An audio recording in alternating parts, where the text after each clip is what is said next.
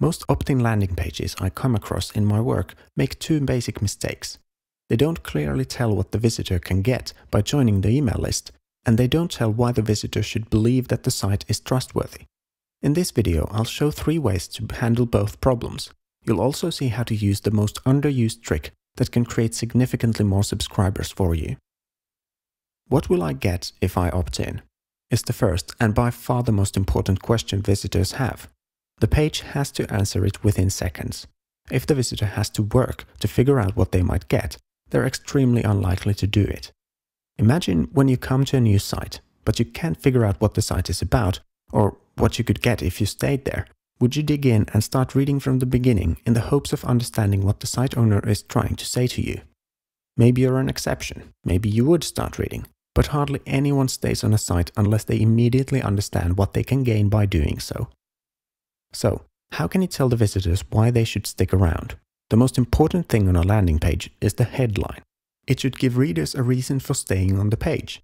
It doesn't always have to make a direct promise, but it should give readers a good idea about what goal the page helps them achieve or what problem it helps them solve. Let's look at an example. This page is from wireyourselfforwealth.com. It does several things very well. The font is big enough, there's no industry jargon, the page is relatively short, it's very clear what the visitor should do next, and there are no links that would encourage people to leave the page. That being said, the page suffers from the 2 problems: not being clear about the value and not building the credibility of the writer enough. The first headline, "Discover how to rock your revenue," tells the reader that the topic of the page is revenue, profit, or wealth, but it doesn't really tell what they can get by staying on the page.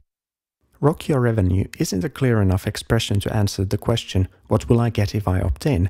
And as it isn't formal language, it doesn't create a feeling of the level of expertise people are looking for when taking advice related to money. The second headline, "Overwhelmed/overworked by too many marketing strategies and still not generating the revenue you deserve," creates an expectation of the value the visitor can get, but it's an awkward sentence that you wouldn't expect to see associated with high-quality financial advice. After the headline, the main copy of the page should clarify the promised value even more. In this case, even after reading through the whole page, it's not clear what you'd get after opting in. The page mentions that you'll get strategies that get results for your personality type and a whole heap of goodies. It also says that you'll be able to identify your personal strategy, identify your money sweet spot, get off the cash flow roller coaster, and start feeling confident about making money. These are closer to being clear enough about what the visitor can get, but still they don't tell if the visitor will get personal guidance, an ebook, a video course, audio recordings, a webinar, or something else. And because they're not at the beginning of the copy, most visitors won't read them anyway. This brings us to the last thing about clarity. You should show what you're offering. People recognize and process images and graphics faster than written text. So if you're offering an ebook, show the cover image. If you're offering a video course, show screen captures from those videos. If you're offering personal consulting time, show a picture of yourself. Let's look at 3 ways how you can make your offer clearer. The first thing is the headline. On our example page, the headline could be, for example, "Find a way to increase your revenues that leverages your strengths." That would be significantly clearer on the value people can get. The second thing to look at is the main copy. On the example page, it could tell the reader more about the things they will get by subscribing. It should tell how the reader will get the results, and most importantly, what those results are. The third thing would be to show a picture of the offer. Why should I trust you? Is the next question you must answer on any landing page. It doesn't matter how great the offer is if the visitor doesn't believe you know what you're talking about. This is especially true in markets that are overflowing with poor advice from people who have no real expertise in the subject. Marketing is one of those topics where most advice you'll see isn't from experts, but instead from amateurs who are just copying what they saw elsewhere. That's one of the reasons why people struggle to make their businesses successful. They're following bad advice. Anyway, because of this, if you're in an industry where a lot of people are pushing low-quality information, you need to tell the reader very clearly why you're an expert. Our example page is in financial industry.